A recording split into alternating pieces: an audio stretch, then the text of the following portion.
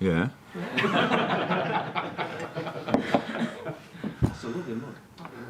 Yeah. Before we talk Chelsea, can I just talk about you? Because this weekend, your 1,000th game as a manager, 22 years. Crazy.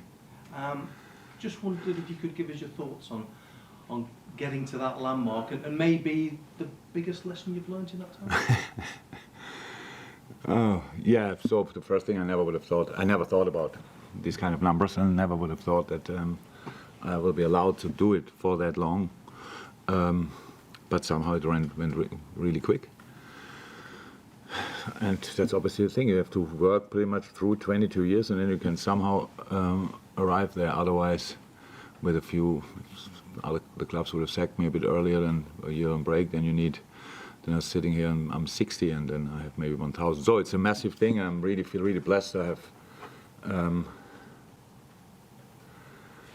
obviously 3 fantastic clubs, which gave me the opportunity to do the job. So that's what's going through my mind. It's not. I don't think I learned. I learned a lot, obviously, but I wouldn't know what was the most important thing I've learned.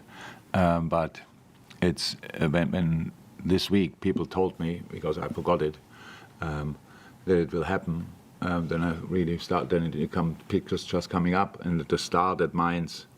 The start at Dortmund, the start here, all these kind of things coming up, and when you come in somewhere, you never know how it will go. And I was really lucky with all the things that happened, and so it's a crazy number, honestly, 1,000. But the beard is now really grey.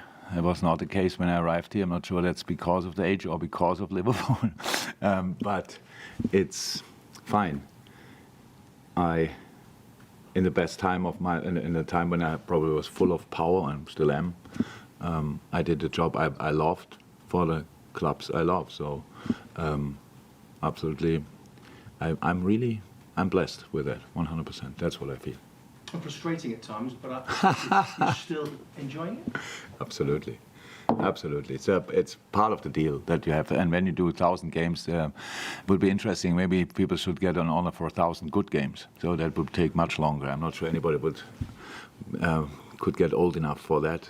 So they were not all good, and not all the paces were good, but most of the time it went in the right direction. And what you learn in these times, football problems you solve with football, and there's a way out of each situation in football. That's how it is. So that gives you. I didn't know that 22 years ago. Meanwhile, I know that. I learned it the hard way, and that's all fine. It's not. It is the best for me, the best job in the world. It's not a relaxing job. It's not a job where you have a lot of holiday or whatever, especially up here not. But I love it, and I feel really blessed that I can do it, because it's actually the only thing I really can do. So nobody would ask me any kind of question if I would not be in football. So not that I would miss that, but just to say that would be a very calm life. And I'm absolutely fine with the excitement, the pressure, the outstanding moments and the lesser good moments. I'm absolutely fine. It's part of the deal. Nobody wins all the time. And I knew that early, and so I don't expect it, but I still try to do it as often as somehow possible. And in terms of the game tomorrow, you look at the league table, it looks very strange. 9th against 10th. Liverpool against Chelsea. That looks really odd. Yeah, true. When we did the analyze meeting and you get a list from the other team and then so see injuries, I think it's the only team with a similar injury list like ours. Yeah, it's tough. That's the biggest problem. We can just go through it and without now, honestly, Arsenal deserves where they are in the moment. Huh? Play outstanding football, top. But cut out 5 players or 3 of their offensive players. So, and nobody would think, oh, Arsenal, where are you? So that's how it is.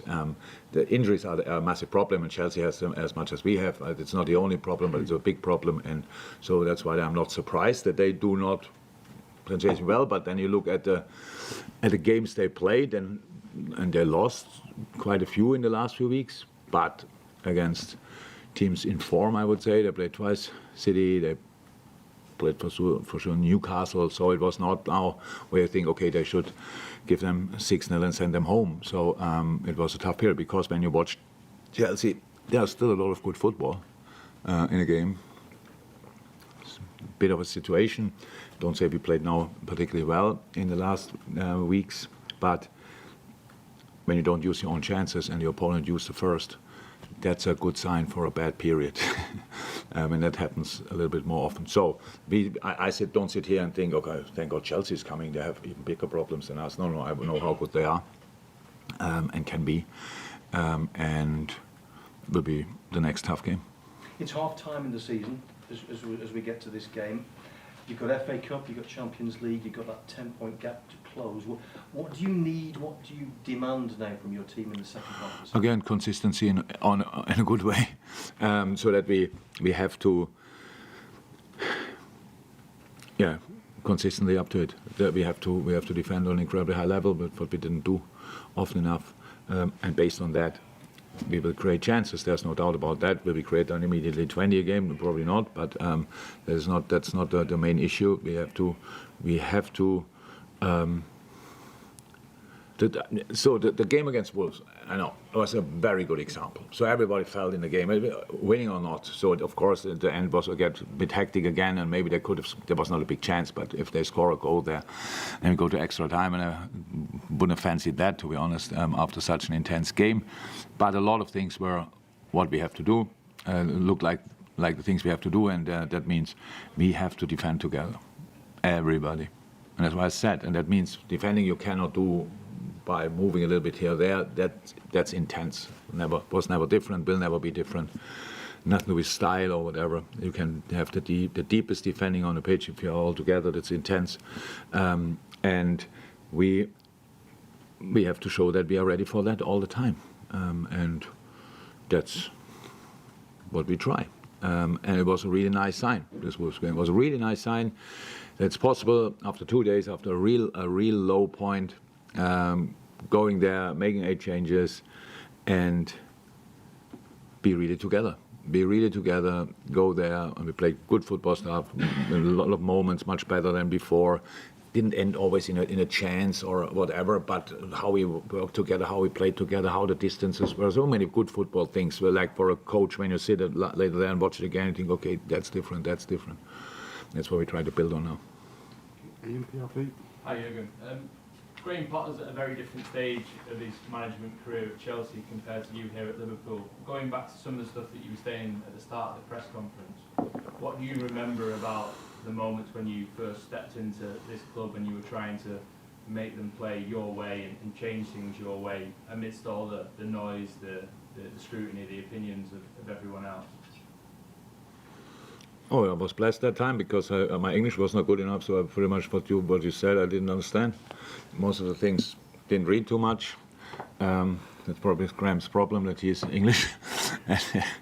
And I tried to get used to all the stuff, what I really had to do, and was not worried about anything else. So it's if the owners are not happy, they will tell you early enough. So why should you worry about that? I didn't think about these kind of things. I just was working. And try to sort the situation. I know that Graham will do that. It's a massive task to work for a big club, but in a best possible way. You ignore the size of the club. It's like not thinking about it or whatever. That happens later when I have realized how big Liverpool is, but you realize it when you go abroad, and because you think, oh my God, here they are all crazy as well. So these kind of things. But there's no advice I can give or whatever, and he doesn't need at all. So he's a fantastic coach, and showed that for years and years. But with the amount of injuries, that's difficult. It's difficult, and that's all. I don't think you can compare any kind of situations when you come to a new club. I think is it the same like this? I think Liverpool was not in a top place, like it was not so difficult to improve. Let me say it like this, but I think for Graham that was more difficult because I think Thomas did a pretty good job. Was not the best moment maybe, but did a pretty good job. And that's then always when then people start to compare. That's then not cool. But I will get through this. Hopefully not tomorrow, but then for sure. Is it that single-mindedness, that focus, is that almost the most important thing that you need to keep in mind at that particular stage? Yeah, that's pretty much in life like this. It's not only in football like this. Imagine in a world where everything is like. So 22 years ago, when I became a manager, we had probably smartphones. Yeah, we have already smartphones. I don't know when was when we got all these kind of no. Oh, why? Great times. Huh? So means much more much less information, stuff like this. I analyzed football games on with a. Video recorder, DVD, a little bit later, all these kind of things. That's how it started. So, and the thing, when you wanted to know about what the outside world is telling you, you have to ask somebody or you have to read a newspaper. So, in not so good times, it's easy not to open a newspaper. And if you don't ask anybody, nobody can tell you. So easy. So I was always like this. I never had a problem with that. I'm interested in opinions. I'm interested in criticism as well. But from people, they really care.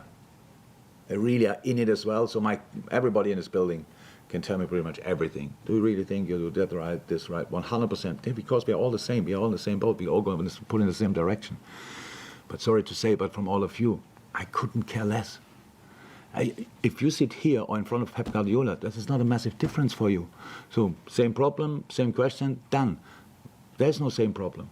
Pep cannot have the same problem like me or whatever, so why should I really be concerned about what you're saying? There's just no reason for it. But you influence, of course, the outside world, and that's nowadays, and now we come back to social media. Oh my God, all these people without any kind of knowledge are allowed to. And when I was in that time, the people had to write a letter to the newspaper. Can you imagine this process?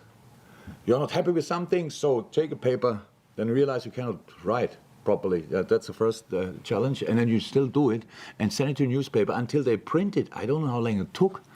Sometimes you read it and you thought, when was that? So, and now it's a second. I really think the best advice from a 55-year-old perspective, ignore the outside world as long as they are not with you, because they have no clue about your situation. Why would you ask them? Ian Kennedy. Hey again. Is Darwin closer for selection for this game? Yes. And in terms of the players who did come in against Wolves, has that given you a bit of a nice headache for selection for the Chelsea game? I never had one time a headache without selection in I don't know since when, ages.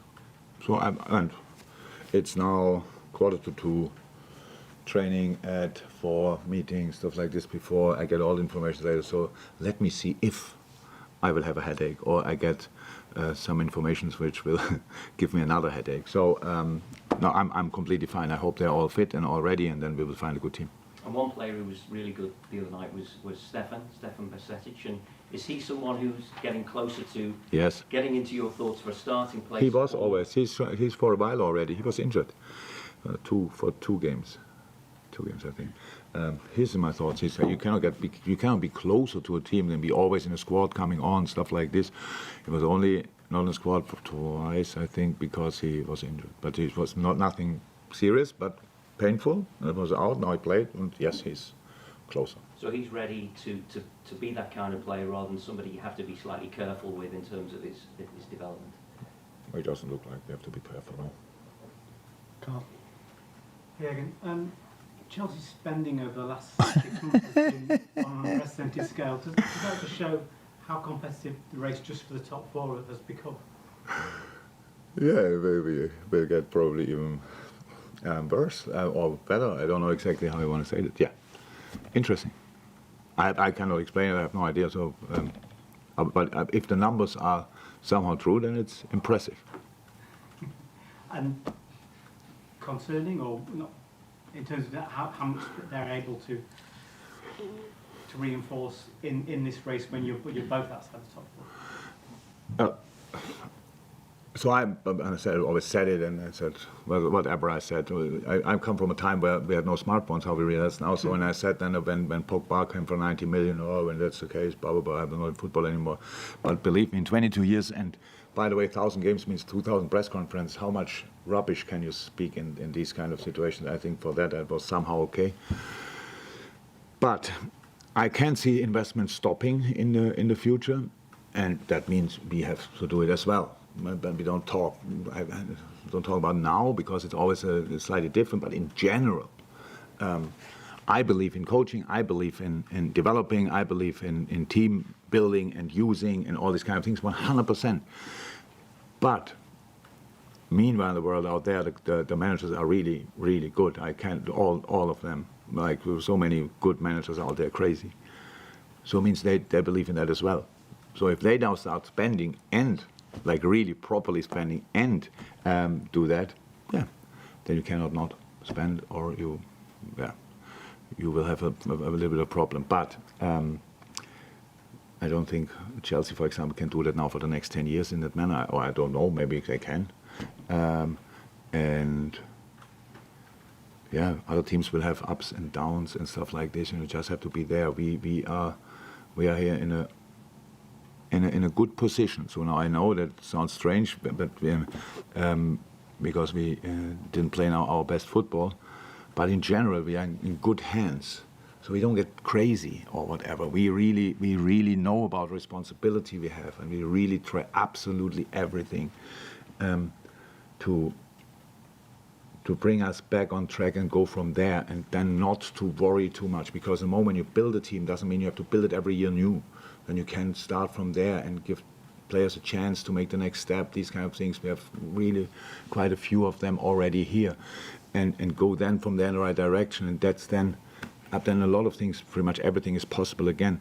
And of course that's the plan for the future, and that's what we do. And it's not worrying that other teams can spend. It's probably a matter of fact, and and we have to react to that as well, but not just to that.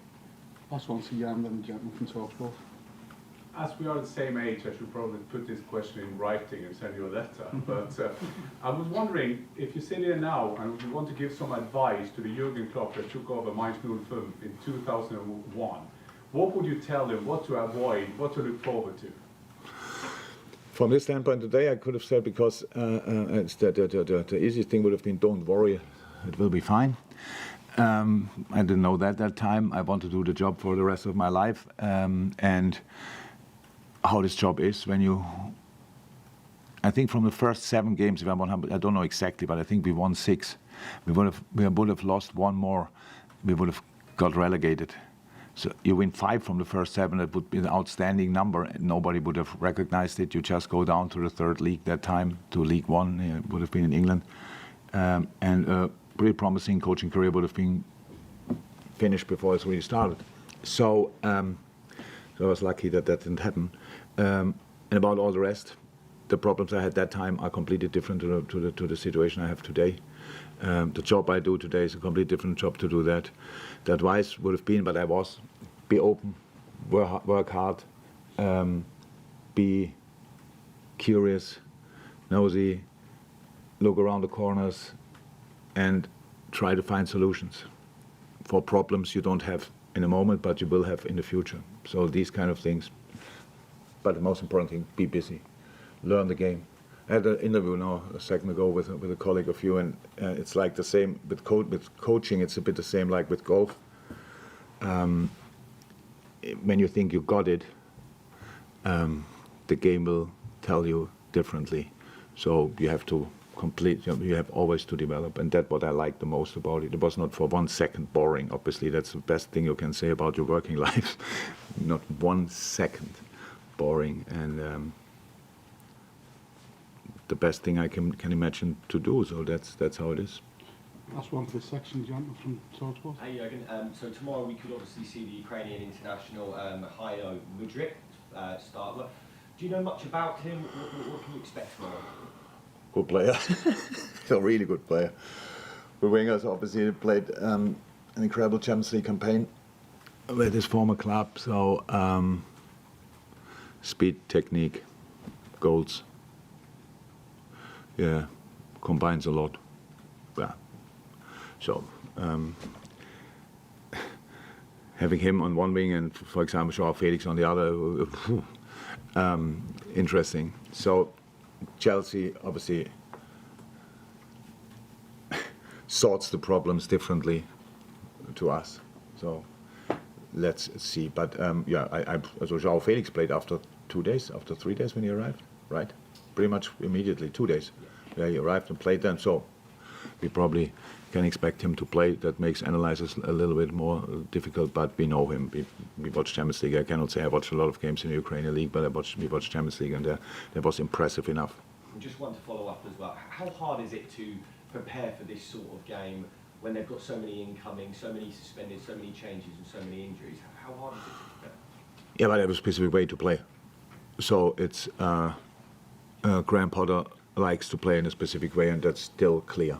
So, and that's what we prepare for. But there's other things, and other things in football will always be independent of what the opponent will do. Not everything, but some things are, and that's what is actually the most important part for us in this specific case, because we have to we go for consistency, and that means I think everybody who saw the game thought, okay, that looks a little bit at least like Liverpool. So we had the challenges in the right moments, we won them, we played out of that, we didn't lose the balls immediately, these kind of things. And as good as the opponent is, and they are really good, we have to solve our problems and cause them problems, and then we will see.